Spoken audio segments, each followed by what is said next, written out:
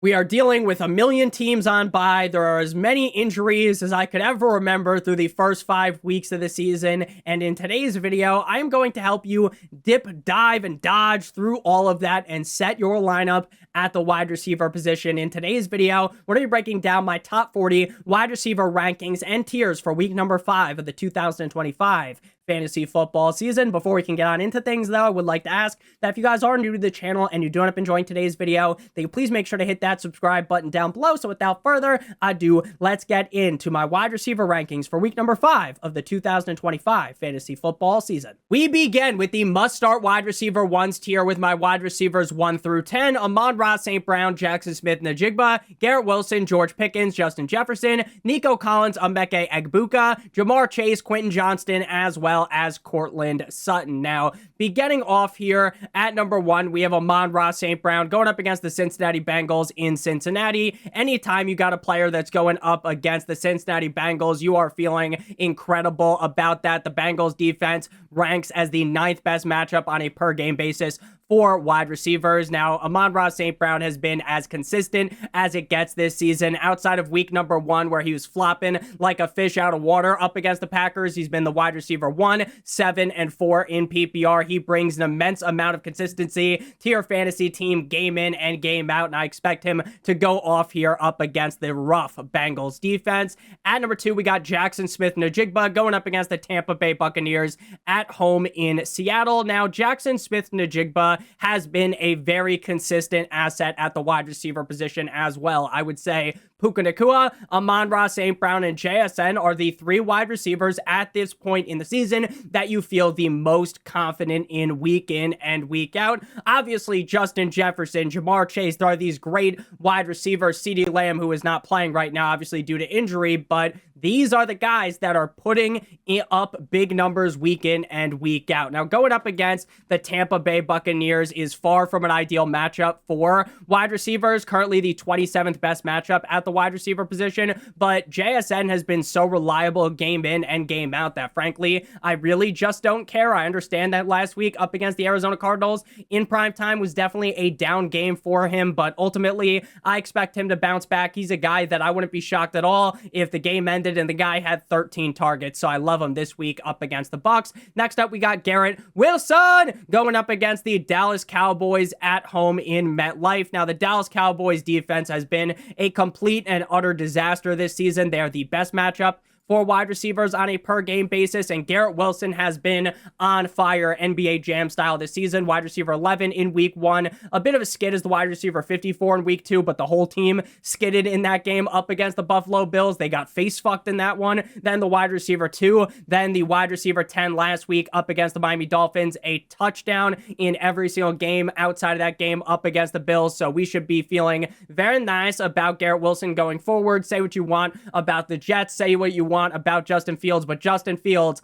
loves to force feed the ball to Garrett Wilson. Next up, we got George Pickens on the other side there going up against the Jets in MetLife. The Jets defense has been very underwhelming. I know a lot of us assume that with Aaron Glenn taking over there as the new head coach of the team, bringing that Detroit mentality that things were going to get so much better. Sure, they had a good defense on paper last year, and it didn't work with Robert Saleh. They fire his ass. It doesn't work with the interim head coach, but now it's going to work, baby, with Aaron Glenn, and it is as dysfunctional as it gets. George Pickens has been a top 16 wide receiver in 3 straight games, 4 total touchdowns over the last 3 games with 1 touchdown or more in every single game, and without CeeDee Lamb, you are going to see 9+ targets here for George Pickens, and he is going to have yet another big game. At number 5, we got Justin Jefferson going up against the Cleveland Browns in Cleveland. Now, Justin Jefferson is a guy that is, in my opinion, one of the best, if not the best receivers in the NFL. His problem is the quarterback play, right? JJ McCarthy wasn't getting it done. Carson Wentz wasn't getting it done until last week, where Justin Jefferson exploded Krakatoa style, 10 receptions on 11 targets for 126 yards as the wide receiver number 8.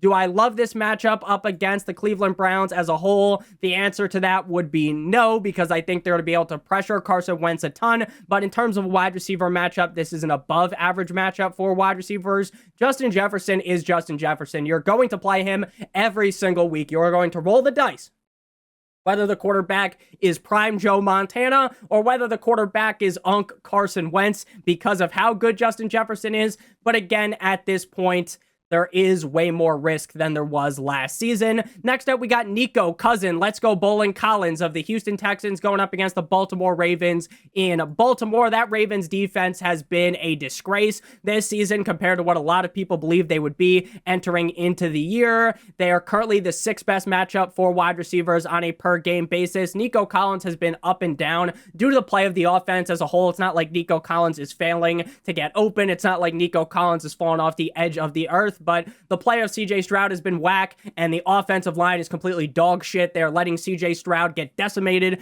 back there. The offensive line isn't any better. There were a lot of people this summer saying, Nick, the Houston Texans offensive lines could be better this year. I said, no, they're not. Nico Collins was producing in prior years, though, with bad offensive lines, so you got to just hope that things start to get better for Nico Collins because we know the upside is huge. We saw it in week number 3 up against the Jaguars in Duval, where he was the wide receiver number 6. Next up, we got Emeka Egbuka going up against the Seattle Seahawks in Seattle. The Seahawks defense has been red hot this season. They have been one of the biggest surprises, in my opinion, defensively, and they are one of the roughest matchups for wide receivers. But when a guy is on fire as Emeka Egbuka, he's like Katniss Everdeen in Catching Fire. I strongly believe you have to ride with the flame. You have to ride with the heat. He has scored at least 1 touchdown in 3 of 4 games, has 4 total touchdowns on the season. So while the matchup might be a little bit tough, I think he could just as easily be a top 5 wide receiver here. Next up, we got Quentin Johnston. Now, if you told me before the season started that by week number 5, we would be talking about Quentin Johnston as a must-start top 12 wide receiver,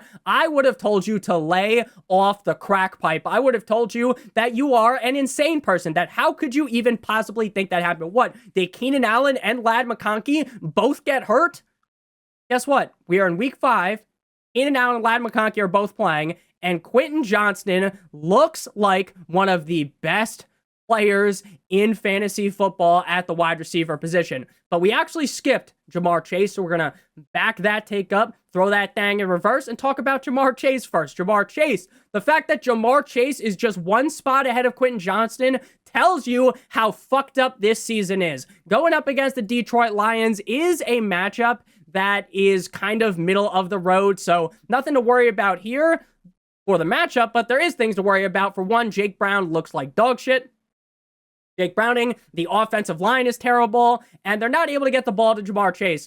But the same argument we made about Justin Jefferson is applicable here to Jamar Chase. Jamar Chase is Jamar Chase. You're not going to sit him. He could easily score 30-plus fantasy points, and no one would be surprised. Hopefully now, after facing Minnesota and Denver up against Detroit, maybe they're able to start to figure things out when the matchups get a little bit better, because, again, going up against Minnesota, going up against Denver, those are tough spots for Jake Browning. Quentin Johnston, we are just glazing him going up against the Washington Commanders, which is a very positive matchup for wide receivers, top 10 for wide receivers. Quentin Johnston has been a top 23 wide receiver in 4 straight games, 2 games inside of the top 6. So why bother trying to make every fucking argument about how he's going to fail, about how, hey, his career will tell us that this is Fugazi. When you put up this many great games in a row, we have to start glazing you. We have to start believing in you. And in a solid spot up against the Commanders, a very nice spot for wide receivers.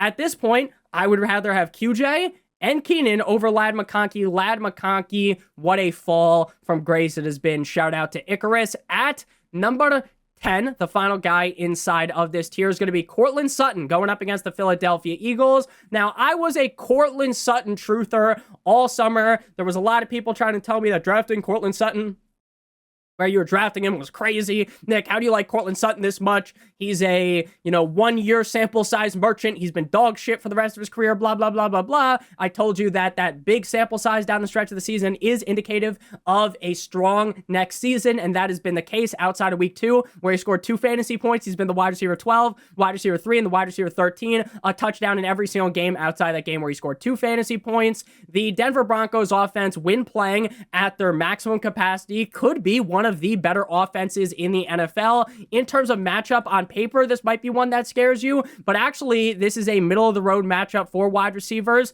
So while Courtland Sutton maybe on paper you might be nervous because, oh, the Eagles defense, you have these like thoughts in the back of your mind. The Eagles defense hasn't been as good as we probably thought they would be this year, which is exactly why I talk about not drafting defenses super highly in fantasy drafts. So Courtland Sutton, the guy's on fire. You got to keep ranking him highly. It's pretty simple inside of the top 10. Now we move to the high-end wide receiver 2s headlined by Michael Pittman Jr., one of my guys from prior years. This year wasn't as on him. I was on his teammate, Josh Downs, and that obviously hasn't gone too well. Michael Pittman going up against the Las Vegas Raiders at home in Indianapolis. Wide receiver 8, 64, 13, and 22. Over the last 4 weeks, a touchdown in every single game except for that game up against Denver. I told you guys in week 2 he was going to shit the bed up against Denver, and guess what? He did. Outside of that, though, he has been fantastic going up against the Raiders defense that, you know, they're not terrible, but up against the wide receiver position, they allow the 4th most points. With Daniel Jones playing so well, you gotta love Mr. Michael Pittman. Next up, we got Deebo Samuel going up against the LA Chargers in SoFi Stadium.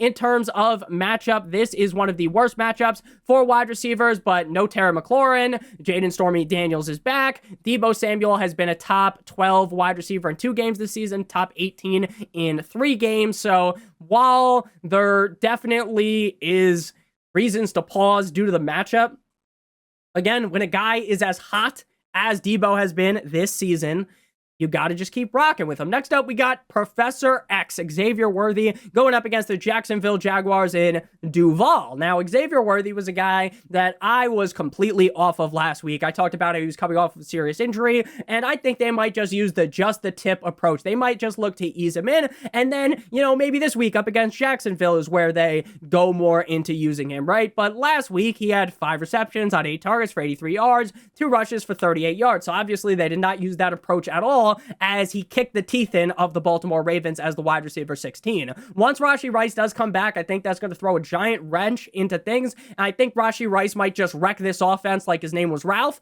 But as of right now, with just Xavier Worthy there, you got to feel good up against the Jaguars. The Jaguars also have been a sneaky, pretty solid defense this season, but in terms of wide receiver matchup, they are middle of the road. Next up, we got my boy Jaylen Waddle away, waddle, till the very next day. Bum, bum, bum, bum, bum, bum. Now, without Tyreek Hill, Jaylen Waddle is going to be jolted into the wide receiver 1 role. There have been a lot of questions. Can Jaylen Waddle be a true wide receiver 1 in the NFL? And that question is frankly fucking stupid, because before Tyreek Hill was there, Jaylen Waddle was the wide receiver 1. This guy was shattering rookie records with a young version of Tua turning the ball over. Without Tyreek Hill, Jaylen Waddle is going to get fed the ball throughout the game. He is going to be a guy that probably will get 8+ targets in a majority of games as long as the Panthers are able to play well, which they should be able to because the Dolphins defense sucks donkey dick. We should be able to see a fun back and forth game that heavily involves Jaylen Waddle. Next up, we got Keenan Allen going up against the Washington Commanders, the Unk himself, wide receiver 10, 18, 12, and 43 last week. Definitely a fall off game last week up against the Giants, but Joe Alt ends up getting hurt and that offense turns completely limp dick. Justin Herbert is getting pressured out the wazoo. He is on the struggle bus, and they end up losing to Jackson Dart in his first ever start. Joe Alt is not going to be good to go in this game. Obviously, that is a worry going forward for the offensive line, but the hope is with a week of practice, maybe they're able to gel a little bit better without him. In terms of matchup, again, we do like this matchup up against the Commanders like we talked about with QJ. And again, in terms of the hierarchy, QJ number 1, Keenan Allen number 2, and Ladd McConkey all the way down in the fucking gutter as number 3 priority in LA for the Chargers, and maybe number 4 because maybe they throw the ball to the tight end Gadsden more. So Keenan Allen looking good. Again, 1 down game, not going to make me swing the pendulum away from him. Next up, we got Tetairoa McMillan. Now, a lot of people keep saying, Nick, how do you keep ranking Tetairoa McMillan so high? And you know what? I acknowledge that. And I said, you know what? Maybe that's correct. Maybe we got to stop glazing Tetairoa McMillan. Maybe we need to stop giving this guy the Gawk Gawk 9000 special. And I'm like, you know what? I'm ready to do that. Next week in my head, after what I saw up against the Patriots as the wide receiver 32, I was like, you know what? We're going to bump him down the rankings this week. We're not going to talk about him as highly as we did last week. And then, of course, he plays up against the Dolphins. Again, a defense that just got fucking railroaded by Garrett Wilson last week. A defense that just got a train ran on him by the New York Jumbo Jets. What do you think Tet's going to do? If there ever was a game for Tetairoa McMillan to break out, it would be here up against the Dolphins. Again, Tet has been incredibly good. He looks open. He looks like he's going to be able to catch these passes, but Bryce Young is just off. The offense is limp dick. So once they figured things out, Tedero McMillan has top 10 wide receiver written all over him. And this game up against the Dolphins, if there ever was a game to just do it, shout out to Nike, it would be this week. Final guy inside this tier is going to be Jakobi Meyers going up against the Indianapolis Colts in Indianapolis. Now, the Indianapolis Colts are running super hot fire right now. The defense up against the wide receivers, though, has been no bueno. The Colts are allowing the 5th most points to the wide receiver position. I almost had a fucking stroke trying to say that for some reason. Jakobi Meyers has scored less points every single week. He starts off with 18 PPR points, then 13, then 9, then 7. This week, maybe he gets just 5, but in reality, that is not a trend that I'm going to follow. I get Geno Smith looks like a blind man trying to throw the football half the time, but likely no Brock Bowers this week. We're going to need to lock in with Jakobi Meyers, and we know Geno and Jakobi Meyers have a good connection. We saw it earlier on in the season, and with such a bright matchup, it feels like the bounce back is imminent. Now we move on into the third tier here, the low-end wide receiver 2s with Maserati Marv. I was ready to call him Mitsubishi Marv again, but he had a good game last week.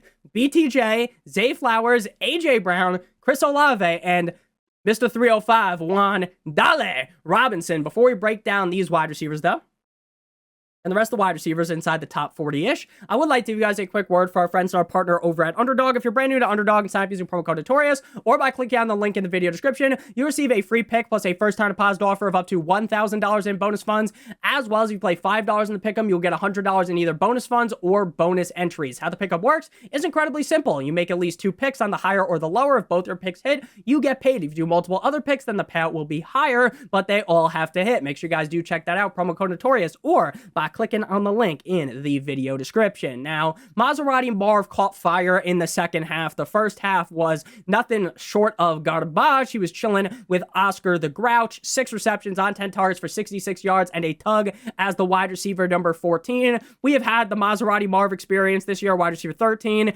82, 52, and 14. He has been incredibly hit or miss, like that Mia Khalifa song, hit or miss. I guess they never miss, huh? From TikTok like 5 years ago. And to be honest with you, it feels like it's going to be a very, very, very large guessing game week in and week out with Marvin Harrison. Now, this is a great matchup up against the Tennessee Titans defense, and with him building up some confidence late in that game, maybe that's what it's going to take to elevate Marvin Harrison. He looked so ecstatic to score that touchdown. He was thanking the gods above, basically, is what it seemed like. He was so excited. Shout out to Marvin Harrison Jr. I've always been a fan of him. I hope he figures things out because I really do believe he has the talent to do so.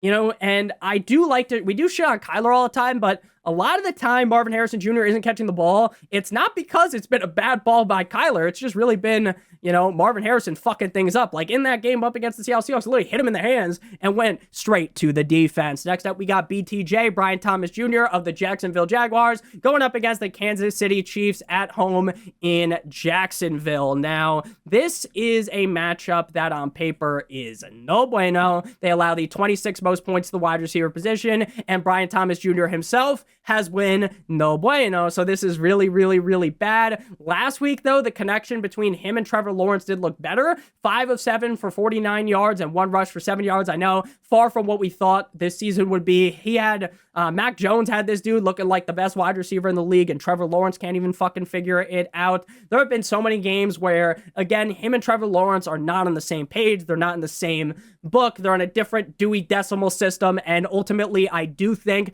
things will be getting better based on what we saw last week. He has yet to finish inside the top 30, so again, we are pessimistic, and his ranking is heavily inflated by the fact that there are 4 teams on bye, and there are a decent amount of injuries across the NFL. Next up, we got Zay Flowers going up against the Houston Texans. Speaking of injuries, Zay Flowers' quarterback, Lamar Jackson, is going to be out in this game, probably out until after the bye, so his return more than likely would be week 8. I'm as much of a doctor as Johnny Sins, but that is just what would make perfect sense based upon the injury. Obviously, going from Cooper Kupp, going from Lamar Jackson to Cooper Rush, is very bad, right? Spoiler alert, it is very, very bad. It's like thinking you were going to drink a glass of water and you accidentally drank a shot of vodka because you thought it was water, right? That happened to me one time when I was in math class. I had a bottle of vodka that was in a water bottle that I was taken to college to see my friend's who went to college at Rutgers, and I took a sip of it during math, and it just tasted like, vodka, and I almost fucking threw up in the middle of my math test. Just terrible.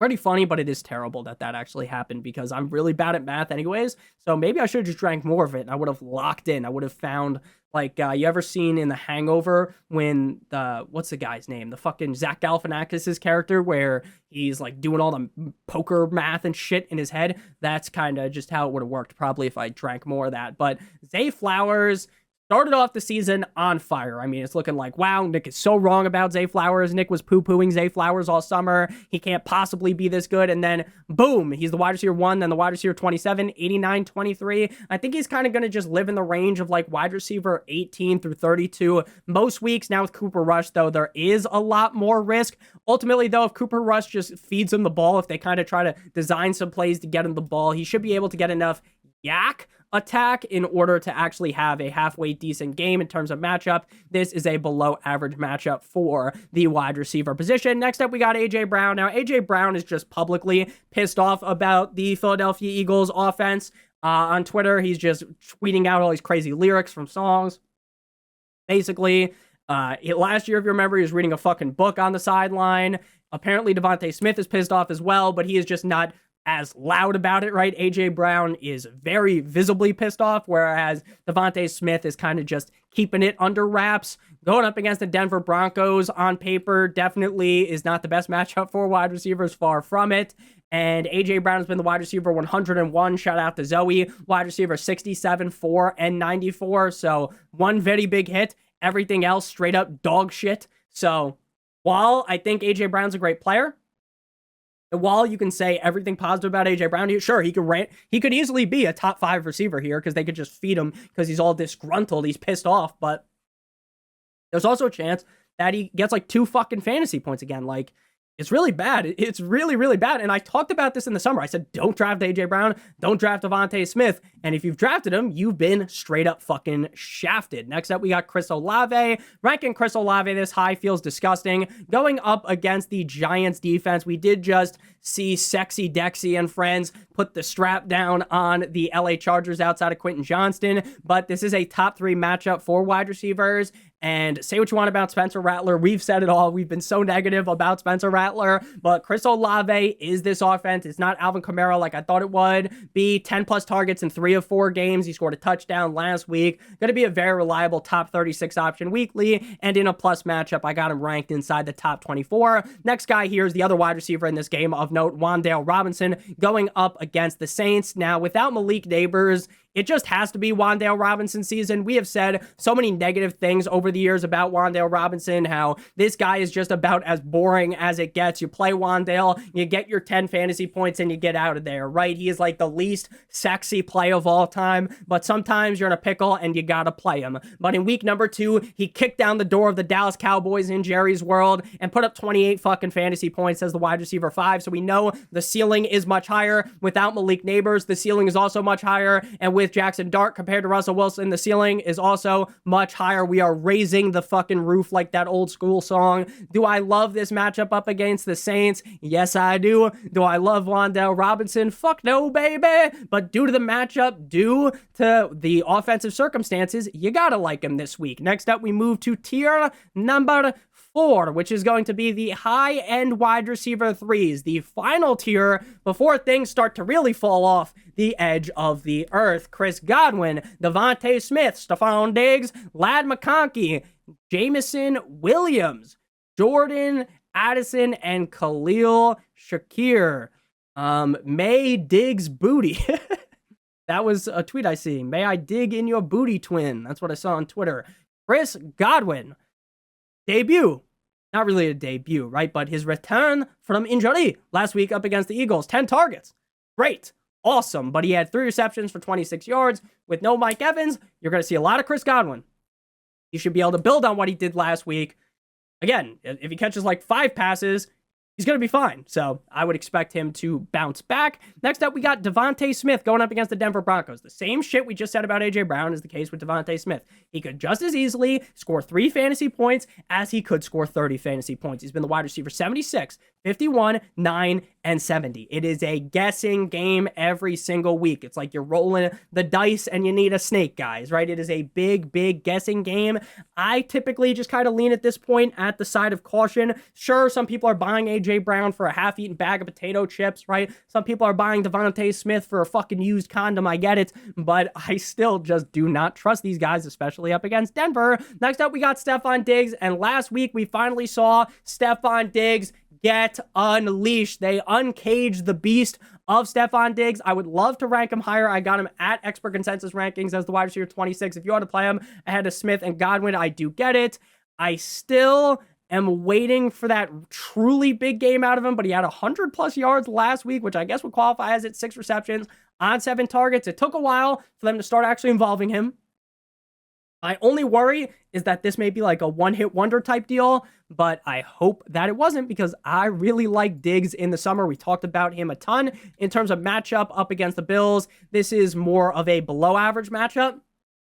Not the worst thing ever, but also not like I would prefer to play up against the Bills either, but it could be a high-scoring game. Next up, we got Ladd McConkey. Now, at this point, you're feeling the same way you feel about like AJ Brown and about Devontae Smith, but you might feel just slightly better because outside of last week where he scored 2 fantasy points, he scored 13, 10, and 8. So at least it hasn't been just complete ass fucking of you if you had Ladd McConkey. Now, hopefully he bounces back. Like, you know, he's good. Like, this is a very good receiver. We saw it last year. And again, there's a lot of times where we say, oh, we saw it last year. And it's like a 2-game sample size. And it's like, oh, shocker, he's not that good anymore after he had 2 fucking great games, right? But when you have as many great games as he did last year, like, it should be very surprising that he is this bad, and it should be very surprising that Quentin Johnston is this good. Ladd McConkey, though, again, I think one of these days he's going to pop up, he's going to get percolating, and he's going to have a much bigger game. Next up, we move to Jameson Williams going up against the Cincinnati Bengals, a wet dream matchup for the wide receiver position.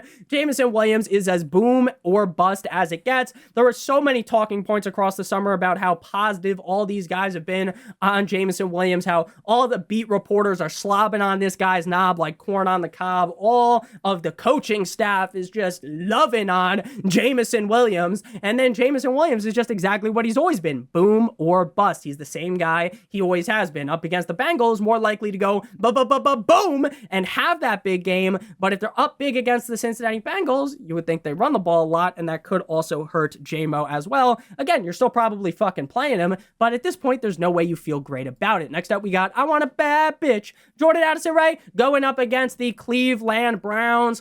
What a season debut for Addison last week in Ireland. He hit the fucking Irish jig. 4 receptions on 8 targets for 114 yards from Mr. Carson Wentz. Now, let's see how things go in London. Back-to-back primetime games in the morning. You got to wake up to see the Vikings. I mean, what a gift the NFL is giving us here.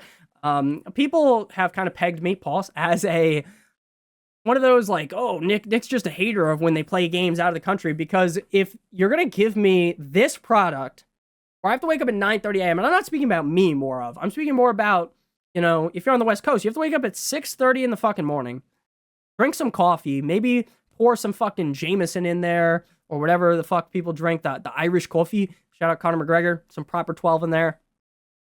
And like, you have to watch this shit. Like, I get if it was like, oh my gosh, Bills Chiefs or Bills Ravens, Josh Allen versus Lamar Jackson at 9:30 a.m. Sign me up. But when it's this shit, who gives a fuck? Like it's so stupid. I really don't get it. If you want to play in another country, go ahead. Put it at 1 o'clock. Why? Why is it so early? Especially last week. All you guys probably got shafted by Jaylen Warren. Jordan Addison's another one of these guys that he's basically J-Mo. It's just boom or bust. You're going to get more busts than booms, but if the guy's riding hot in a mid-range matchup up against the Browns, he could have that boom. Again, next up, we move to Khalil Shakira, going up against the New England Patriots at home in Buffalo. He has been a top 26 wide receiver in 3 of 4 games, a touchdown in 2 of 4 games. Shakir is basically like Wandale. He's like Chris Olave. You get your 10 to 14 points, and you're good with it. You probably never win your week because you had Shakir. Last week you may have, because he did have a big game and he found the end zone, but he's not a guy that's historically inside of the end zone, right? So he's a fine play. You don't feel bad that you started Shakir, but you also probably aren't calling up your friend like, haha, I started Khalil Shakir. I can't believe you didn't draft Khalil Shakir. I fucking got an absolute steal in Khalil Shakir, and he's why I won me my week. Fucking, that no one's ever said that in their life. Next up, we move to tier number 5, which would be 1, 2, 3, 4, 5, the low end wide receiver 3s with oh, I lied. Spoiler alert, he's in the tier 6. Jerry Jeudy, Jalen Tolbert, Hollywood Brown, Alec Iomanner, and Trey Tucker of the Raiders. Now, Jerry Jeudy, no Cedric Tillman, so you're going to see more Jerry Jeudy, new quarterback, no more geriatric Joe Flacco. Joe Flacco was playing quarterback like Joe Biden rides a fucking bike. It wasn't going well. Jerry Jeudy has been bad basically for every game outside of week 1, but if he can conjure up a big game, maybe it's with Dylan Gabriel. This is a rough matchup though. Next up, we got Jalen Tolbert, the other wide receiver on this team. CeeDee Lamb is not playing. The other wide receiver on this team is not playing as well, Turpin. So we should be seeing a lot more Jalen Tolbert this week. They're going to have Jake Ferguson, who's featured as well a lot in this offense. He's another guy where you just kind of take the 10 points that I think you're going to get with him. And if he scores, because the Jets defense is such a fucking joke, shout out Bill Burr, ha ha ha, right? Then Jalen Tolbert could have a good game. Next up is Hollywood. His teammate Tyquan Thornton lives in the end zone. They brought back Xavier Worthy. So Hollywood's another one of these guys where you're picking up your 8 to 14 points and you're happy about it. You shouldn't be expecting much more than that, though. He scored 13 points last week and he found the end zone. Next up, we got Alec Iomanner. Calvin Ridley's banged up. Calvin Ridley's been dog shit, so Alec Iomanner rises up the offense. The problem is, while he's rising up the offense, he's rising up like a shitstorm, right? Just a steaming pile of dog shit that is Cam Ward and this Tennessee Titans offense. You can smell it through the screen. When I fire the game up on my Sunday ticket, when it's on one of the 4 boxes on my TV, my room starts to smell. I'm like, what's that smell? It's the fucking Titans offense on my goddamn television. Going up against the Arizona Cardinals on paper is a all right matchup for wide receivers, so maybe the price is right this week. He scores like he did in week 2 or 3, but if he doesn't score, you're probably ending up with a disaster. Next guy here is Trey Tucker. A lot of people paid up for Trey Tucker, and Trey Tucker kicked it directly in the cojones this week. He absolutely cleaned your clock. He had 2 targets, 2 receptions for 13 yards after in weeks 2 and 3 having 8+ targets in both games. We'll see if 2 targets is the normal or if it's like 7+ targets. We shall see. Going up against the Colts in Indianapolis. Again, the Colts are kind of on fire. They did lose last week, but that's really just because A.D. Mitchell is a fucking buffoon. 5th best matchup for wide receivers going up against the Colts, so maybe Trey Tucker lets his nuts hang and gets loose in this one. Final tier here, tier number 6, which is going to be the YOLO. That's the motto. Shout out to the Lonely Island. T. Higgins, Troy Franklin, Malik Washington, and Rashid Shaheed. T. Higgins going up against the Lions. I mean, one of these days, Jake Browning may be able to figure it out. Hopefully, though, they ship someone new in, they bring someone new in, and we have a quarterback that's actually competent to get the ball to one of the best wide receiver duos, if not the best wide receiver duo in the NFL. But until then, you can't be confident playing T. Higgins remotely. I have him on my team, and I'm sitting him. I don't want to touch this motherfucker with like a 10-foot pole. It's fucking social distancing over here when it comes to T. Higgins. Next up, we got Troy Franklin, the turtle himself, going up against the Birds in Philadelphia. Go Birds, dickhead. 4 receptions on 8 targets for 55 yards last week. Marvin Mims exploded. Don't expect that to be the normal, though, due to the amount of snaps that Franklin plays. Franklin, the clear number 2. Evan Ingram now back. Fine enough matchup, but you know, it's really just a desperation start. Next up, we got Malik Washington. Hopefully, he makes a big splash here without Tyreek Hill. The speed is there. Can he be a guy, though, that sees like 7+ targets?